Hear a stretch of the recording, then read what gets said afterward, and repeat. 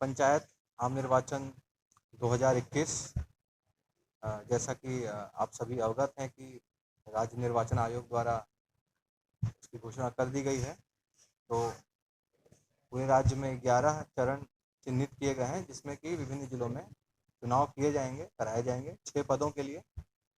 हमारे जिले में सिवान जिला अंतर्गत कुल 10 चरण में होगा। राज्य निर्वाचन आयोग का जो प्रथम फेज है उसमें हम लोगों का कोई चुनाव नहीं है।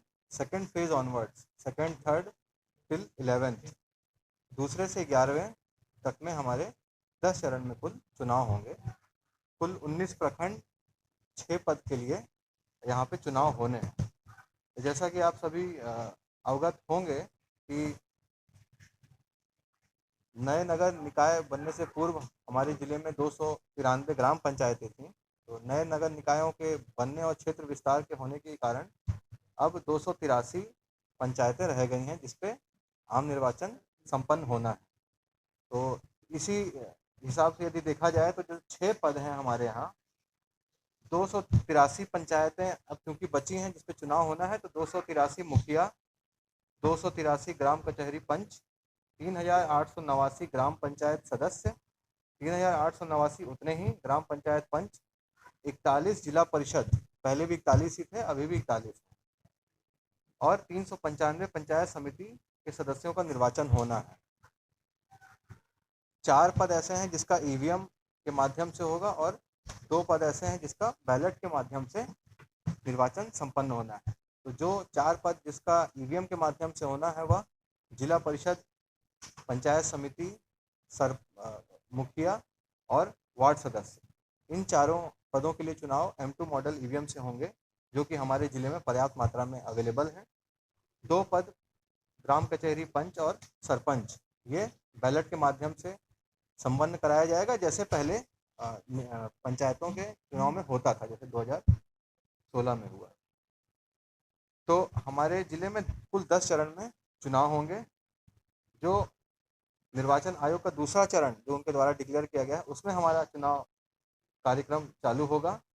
तो आप सभी को प्रेस नोट के माध्यम से इस चरण में कौन कौन से प्रखंड आ रहे हैं वो उसकी सूचना मिल भी गई होगी। हम लोग प्रेस नोट के माध्यम से एक बार आज फ्रेश रूप से आपको दे भी देंगे। तो कुछ इम्पॉर्टेंट डेट्स जो हर चरण में होती है, एक होती है नॉमिनेशन जिस दिन से चालू होता है वो किस दिन तक चलता है नॉमिनेशन, नाम निर्देशन की अंतिम तिथि होती है, वो फिक्स है हर फेज की। फिर स्क्रूटनी होती है जिसको संवीक्षा बोलते हैं हम लोग, और इसके बाद स्क्रूटनी के बाद कैंडिडेचर वापस कुछ लोग लेते हैं और फिर लोगों को सिंबल अलॉट होता है और प्रपत्र 9 में कुल कितने कैंडिडेट लड़ रहे हैं, किस ऑर्डर में उनका बैलेट रहेगा वो डिसाइड होता है। फिर मतदान की तिथि होती है और फिर मतगणना होता है, और मतगणना जैसे जैसे होते रहता है रिजल्ट डिक्लेयर होते जाता है। हमारे ज़िले में हर फेज़ का पोलिंग डे अलग ही है। ऑब्वियस सी बात है, इसमें जिस फेज़ का अगर हम जैसे मान लिया जाए हम लोग 8वें फेज़ की बात करें तो हमारा पोलिंग डे जो है वो 24 नवंबर है और काउंटिंग 26 नवंबर को हम लोग संपन्न कराएंगे। हालांकि आयोग ने 2 दिन दिए हैं, एक रिजर्व डे है, लेकिन हम लोग पूरी कोशिश करेंगे कि हम लोगों का काउंटिंग एक ही दिन में संपन्न हो जाए और हम लोग तैयारी भी इसी हिसाब से करें। पोलिंग जो होगी वह जान लेने वाली बात है कि सुबह 7 बजे से चालू होगी और शाम को 5 बजे तक चलेगी। काउंटिंग सुबह 11 बजे से चालू होगी और सुबह 8 बजे चालू होगी, और इसका कोई एंड टाइम नहीं दिया है कि शाम को 6 बजे तक चलेगी या 7 बजे तक चलेगी। वो हम लोगों के ऊपर फिलहाल डिपेंड करता है। यदि कोई नया निर्देश आता है तो उसका हम लोग अनुपालन करेंगे। हर फेज़ में नॉमिनेशन स्टार्ट होता है और कई दिनों तक चलता है नॉमिनेशन, लास्ट डे होता है, फिर स्क्रूटनी होता है। उसमें ये चीज़ ध्यान देने वाली बात है कि 11 बजे से नॉमिनेशन चालू होगा और 4 बजे तक चलेगा।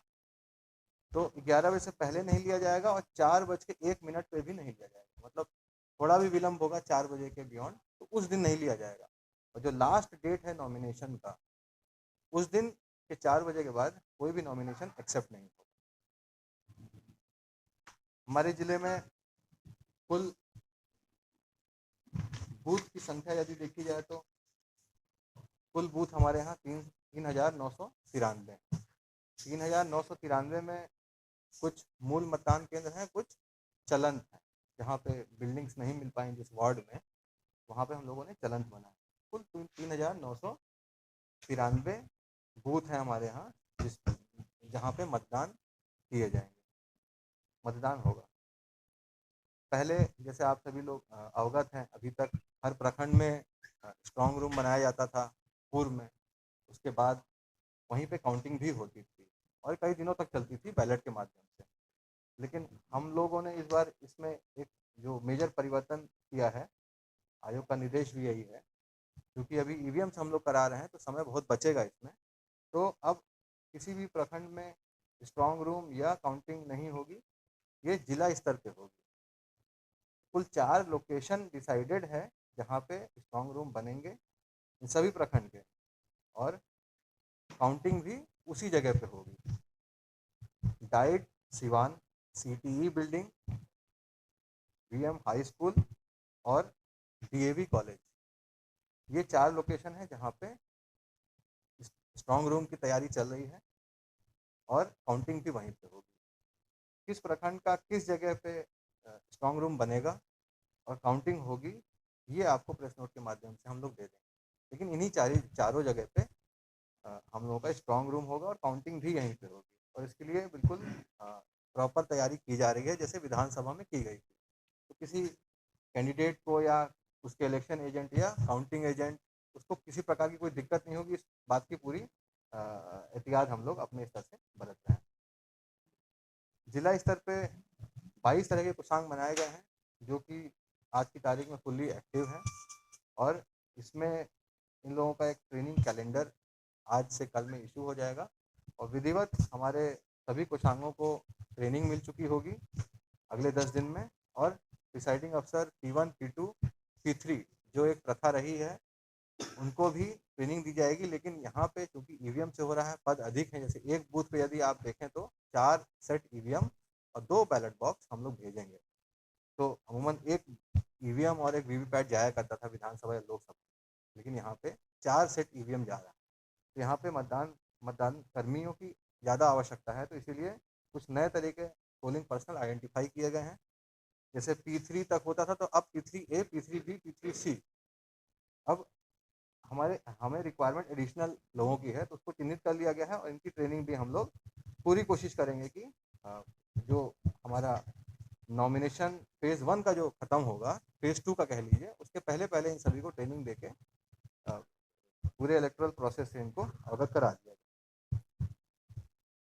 तो हम लोग पूरी तरह से अब पंचायत निर्वाचन 2021 के लिए रेडी हैं, और समय समय पे मेरा अनुरोध होगा सभी जनप्रतिनिधि या जो भावी प्रत्याशी हैं, यदि कोई समस्या हो तो अपने निर्वाची पदाधिकारी, जैसा कि आप सभी लोग जानते हैं कि निर्वाची पदाधिकारी जिला परिषद के चुनाव के लिए अनुमंडल पदाधिकारी हैं, और बचे हुए जो 5 पद हैं उसके लिए सभी प्रखंड विकास पदाधिकारी हैं। तो उनसे बराबर संपर्क करते रहें, और आपके माध्यम से भी बहुत सी चीज़ें कैंडिडेट्स को या भावी प्रत्याशी जो हैं उनको भी पता लगते रहता है।